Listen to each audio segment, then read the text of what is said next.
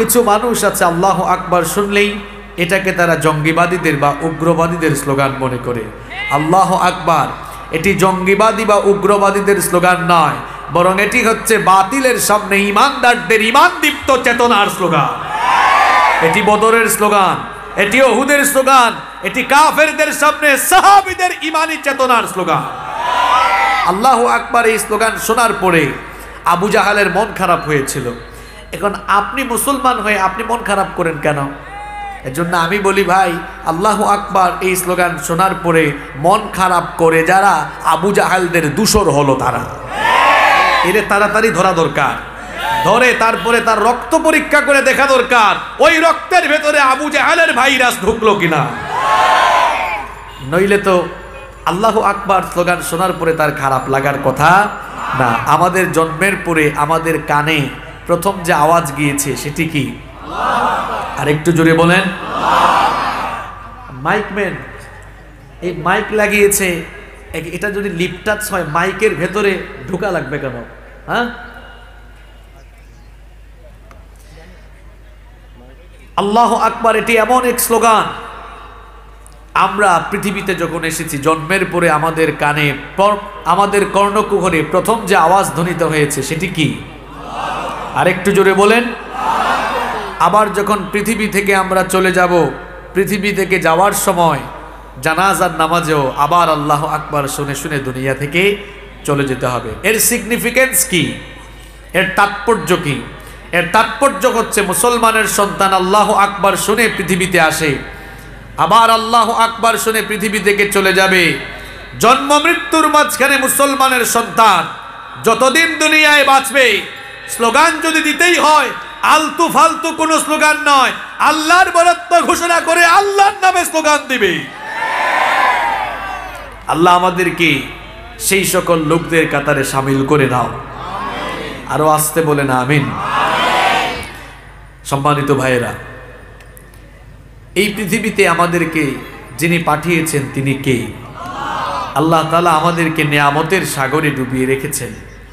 কত যে নেয়ামত আল্লাহ তাআলা আমাকে আপনাকে দান করেছেন, এই নেয়ামতগুলো গণনা করে গুনতে গুনতে কি কোনোদিন আমরা শেষ করতে পারবো?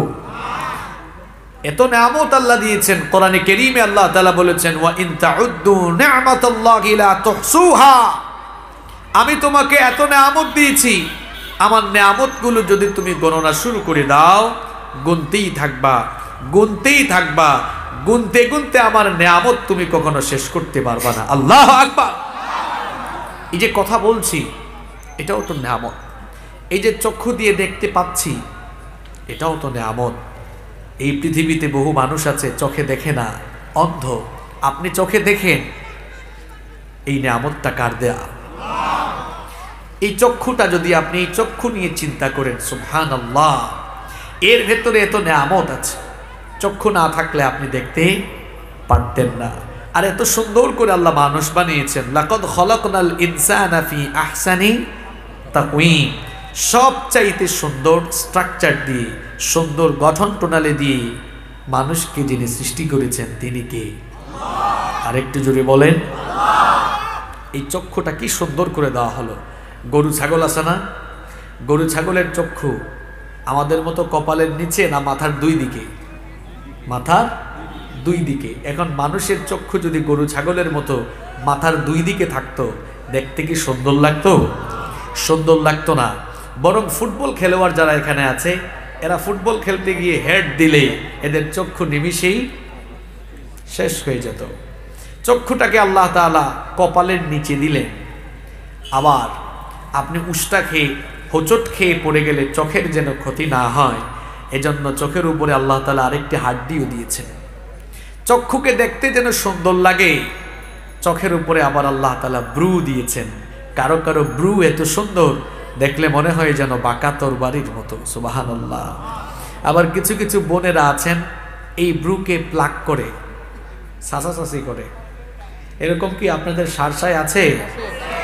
এটাকে হারাম করে দিয়েছেন কে? আমার ওই বোনদেরকে বলতে চাই, আল্লাহ যদি এই ব্রুটা না দিতেন আপনাকে দেখতে তো শিলা মুরগি লাগতো। এটা দেওয়ার কারণেই তো আপনাকে সুন্দর লাগছে, তো সেটা আপনি আবার প্লাক করতে যান কেন? এটা করবেন না। এটা যারা করে এদের উপরে কার লানত? আসতে বলবেন না, কার লানত? চোখের আবার চোখের মধ্যে পাপড়িও দেওয়া হয়েছে, চোখের পাতা দেওয়া হয়েছে। যে পরিবেশে আমরা বাস করি এই পরিবেশের মধ্যে জীবাণু কম না বেশি? প্রতিনিয়ত চোখের ভেতরে জীবাণু ঢুকছে। এগুলো যদি আবার রিফ্রেশের ব্যবস্থা না থাকতো তাহলে 1 ন্যানো সেকেন্ডেই আপনি হয়তো অন্ধ হয়ে যেতেন।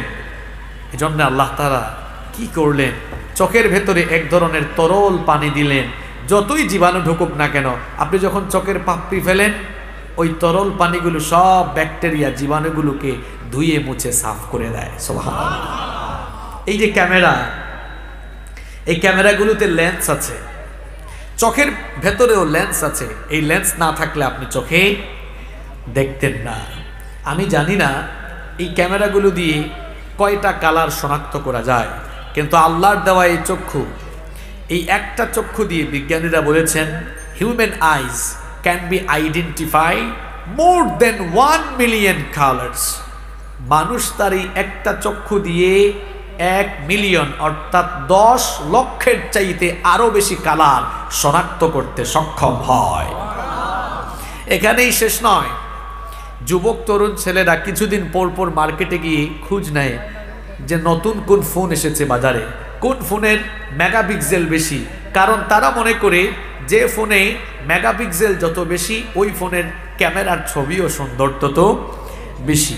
এই যে ক্যামেরাগুলোতে বা ফোনগুলোতে সর্বোচ্চ হয়তো বাজারে এখনো পর্যন্ত 120 মেগাপিক্সেলের ক্যামেরা আছে। আমার আপনার চোখের ভেতরে কত মেগাপিক্সেল আছে কখনো তো চিন্তা করলেন না? বর্তমান বিজ্ঞান বলছে মানুষের চোখে আল্লাহ তাআলা না চাইতেই মানুষের চোখে আল্লাহ তাআলা 576 মেগাপিক্সেল দান করেছেন। সুবহানাল্লাহ। এই যে আমি কথা বলছি এই নিয়ামতটাও কার?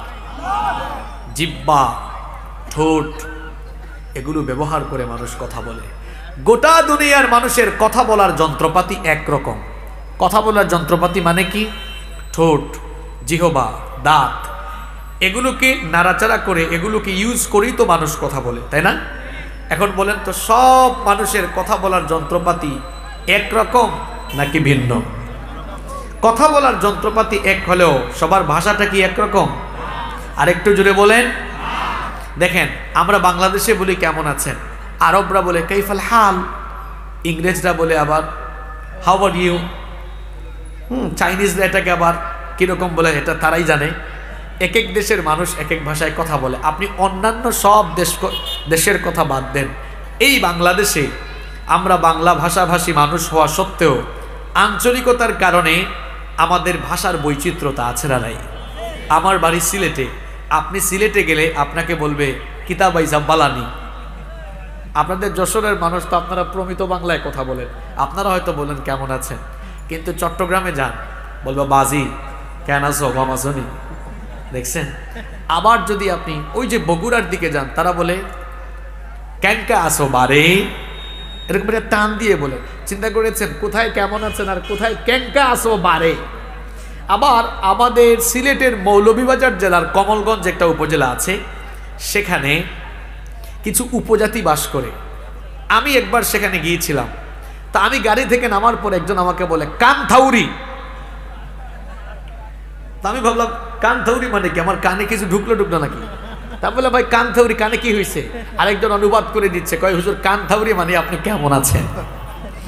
এগুলো হাসাবার জন্য আপনাদেরকে বলি নাই, আমি বলতে চেয়েছি দেখুন সকল মানুষের কথা বলার যন্ত্রপাতি একরকম হলেও ভাষাটা কি একরকম?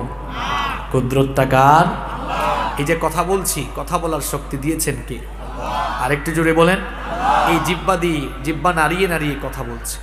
কথা বলার ক্ষমতা আপনি পেয়েছেন বলে যা ইচ্ছা তাই আপনি বলতে পারেন।